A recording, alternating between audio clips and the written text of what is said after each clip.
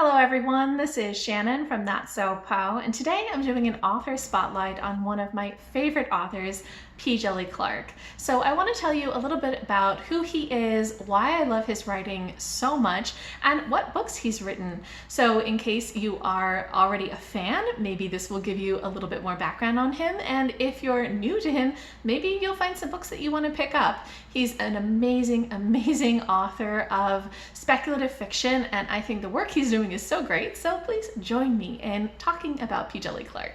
So first, a little bit about Djèlí Clark, or Fenderson Djèlí Clark, which is actually a pen name for Dexter Gabriel, who is an academic, and he uses the pen name Djèlí Clark to distinguish his speculative fiction writing from his academic writing. So Djèlí Clark was born in 1971 in New York City, and he grew up partially in Trinidad and Tobago, where his parents are from, and partially in Houston, Texas. He got a BA and MA from the University of Texas San Marcos in history, and then a PhD from Stony Brook University, and now is an assistant professor at the University of Connecticut. He focuses on researching slavery, abolitionist strategies, post-emancipation societies, and you can really see this in his work. He has so much knowledge of history and obviously researches history for anything that he puts together, and he has very much commentary on society and so many different things. So you can see his academic chops in the writing that he does. So now let me tell you about why I love Djèlí Clark so much, starting with, of course, the history. Every book that he has put out has been set in a very interesting historical period in an interesting place. A lot of these are alternate history where something different has happened and they involve something magical or technological. But the history itself is really, really fascinating. He dives so deep into understanding the history of the world, of the politics, of the people, of the places that he is writing about, and you feel that richness. I love historical fiction and I love SFF, and so to have somebody who can combine them so well is amazing. He also just does such a great job with culture, with the way that he develops culture and the way that he takes whatever culture is in that historical place and period and says, what would happen to that culture? How would it evolve? How would it change if we had these kind of magical or technological advancements, and how would that affect everything else? So he does amazing world building with that history and that culture. Another thing that I love, obviously, is the way that he handles magic and technology. He does a lot of steampunk, and so often there is technology worked in with the magic, but magic is probably the forefront. He does both things that are working with traditional mythologies, such as Haitian gods or, Djinn, things like that, but he also does stuff that he kind of creates on his own.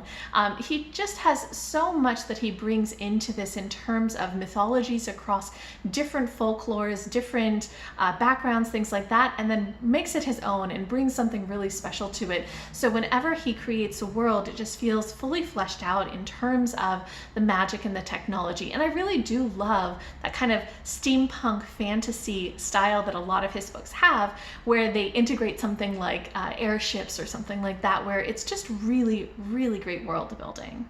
Another thing I love about his writing is how it always tackles social issues, and it comes at it from very much a feminist lens, from very much an emancipatory lens, and he imagines these stories which are focused on really creating a better world and focused on the people fighting the good fight. Even if they're just kind of nobodies, or even if they've got their own agendas, they're doing something to make the world better, or they're fighting against kind of bad powers, even if they're just everyday people. And I just love how you see throughout his stories that lens that he has talking about social issues, and he brings in a lot of really interesting historical social issues that he's talking about in these stories as well. And it's just fascinating, things like the suffrage movement, things like racism, and all sorts of things. It's fascinating the way that he talks about kind of political and social justice issues in these stories. And lastly, I think that one of the really cool things about Djèlí Clark is that he is a master at the short form. So he has quite a number of short stories, which I'm not going to talk about too much here, but I will put a link below in case you want to check out what short stories he has. And he also does amazing novellas. I think that he is one of those very few authors who is able to work within the short form to create a fully fleshed out world and a really well-designed plot and characters that immediately grip you in a short form. I never feel when I end his stories that I needed more or that it was confusing or that something was left out. I feel like it was complete in and of itself, and I think that's a real skill. So now I want to go over Djèlí Clark's books and talk about kind of what they're about and which one might appeal to you, which one you might want to start with. And I think that a great place to start, if you haven't read any Djèlí Clark, is The Black God's Drums. This is a novella that is just so much fun, and it's got great pacing and kind of a really cool plot line that happens and just really fun characters.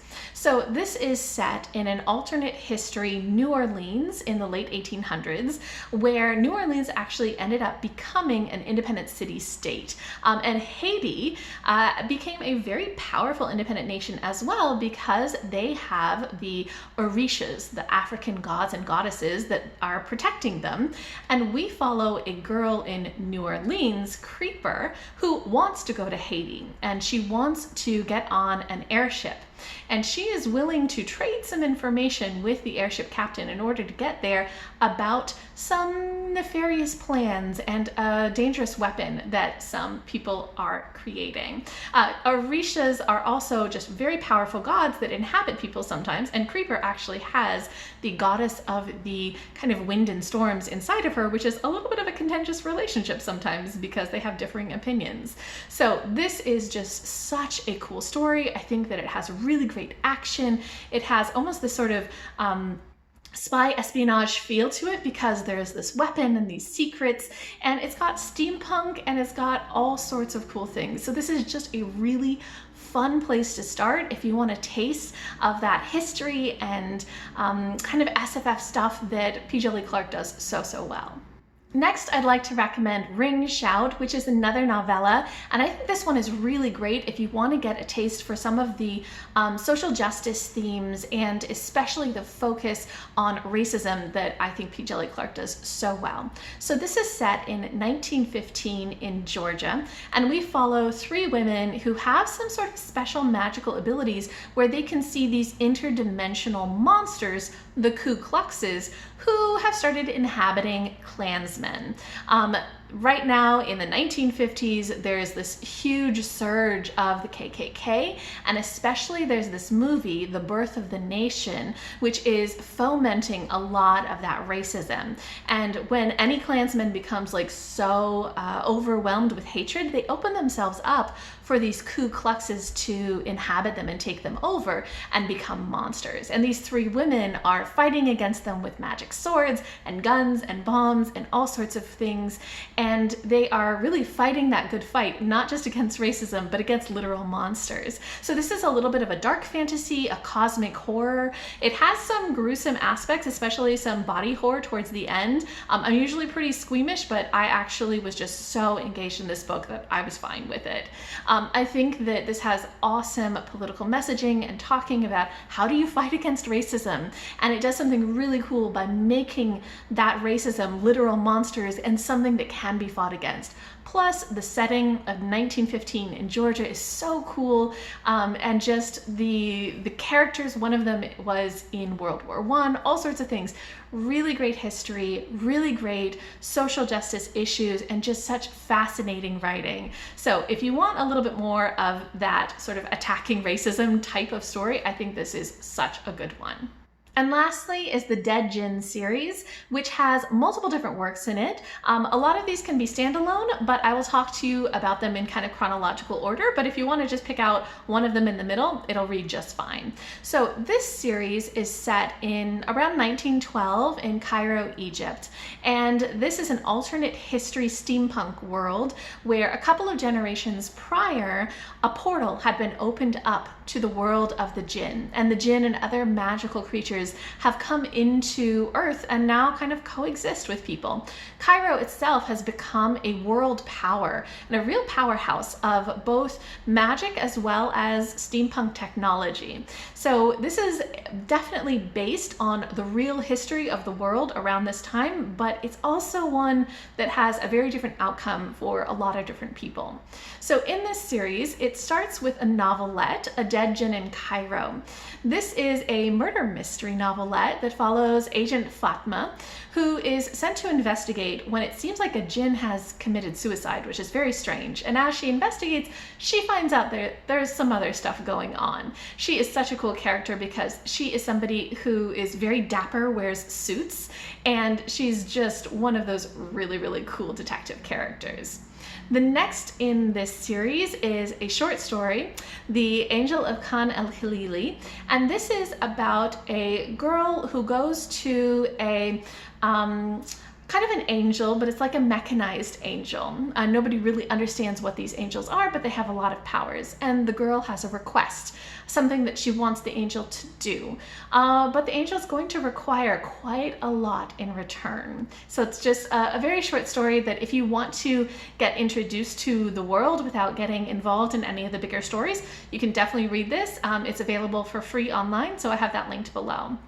Next is a novella, The Haunting of Tramcar 015. This is sort of like a buddy cop detective story.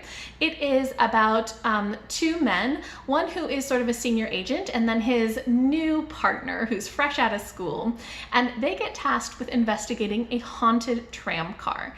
And when they go and start looking into this, they realize that there's a lot of other things going on, and there's also some movements by the suffragettes around them that they kind of get caught up in. So there's a lot of really cool stuff about history and about the suffrage movement around this as well, plus the magical aspect of the haunting of the tram car. And then the latest book in this series is a novel, which is A Master of Djinn, and this follows Agent Fatma again from the first novelette. And Agent Fatma is tasked this time with looking into a mass murder that has occurred of a secret brotherhood. And there's a person who's claiming that not only did he murder all of these people, but he is the prophet that had opened up the portal to the Djinn world, 80 years prior, which doesn't seem possible. But this guy seems to have a lot of magic as well. Agent Fatma is trying to catch this guy, trying to investigate what actually happened, if he really did it, if he's really the prophet, all these sorts of things. So this is a murder mystery that unfolds over the course of a novel, and it really immerses you very much in this time period, in the politics, the world politics, as well as the magic. There's a lot of magic in this too. So this Dead Djinn series is great. If you want to just sample something small by Djèlí Clark, you can read the short story or the first novelette. And if you just are looking for more of Djèlí Clark to read, you could read this series. I really like how he explores different perspectives and different people and different ideas in each of the different stories in the series and builds out his world even more. And I think he just does such a great job with the alternate history aspect of this while still bringing in the real history and saying how would magic have changed this. So I think the speculative elements and the history elements in this are really, really great. So I hope that gives you a pretty good idea of why I think Djèlí Clark is such a great author, and also what his works are and where you might want to start.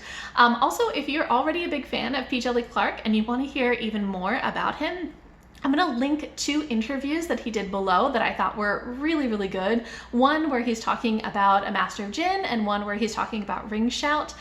They're excellent interviews. I watched quite a few different ones, but these ones I thought were super, super good.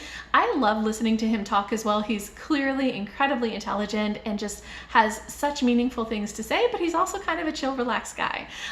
This is just one of my favorite authors. I think that he is doing really, really cool things in the speculative fiction space.